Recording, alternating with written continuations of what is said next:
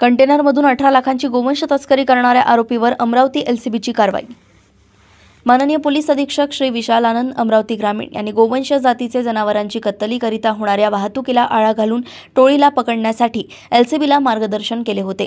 11 November रोजी LCB पथकाचे police उपनिरीक्षक विशाल रोकडे हे त्यांच्या पथकासह पोलीस स्टेशन लोणी हद्दीत पेट्रोलिंग करत असताना गोपनीय बातमीदाराकडून खबर मिळाली की कारंजा लाड ते अमरावती रोडवर कंटेनरमध्ये गोवंश जातीचे जनावरे यांचे पाय व तोंड बांधून क्रूरतेने वागणूक देऊन गाडीमध्ये कोंबून कत्तल करण्याच्या उद्देशाने वाहतूक करत आहे।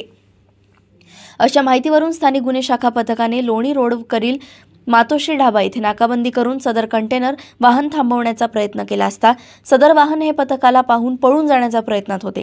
पाठलाग करून पकडण्यात आले।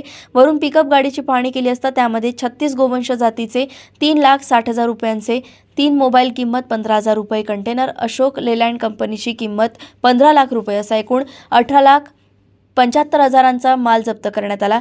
तसेच आरोपी चालक मोहम्मद सलीम मोहम्मद हनीफ, शारिक खान, कुदरत उल्ला खान, शेख नसीर शेख यासीन व जप्त मुद्देमाल पोलीस स्टेशन लोणी यांच्या ताब्यात देण्यात आलाय। पुढील तपास पोलीस स्टेशन लोणी करतायत। अमरावती येथून सहसंपादक रणजित मस्के यांची रिपोर्ट।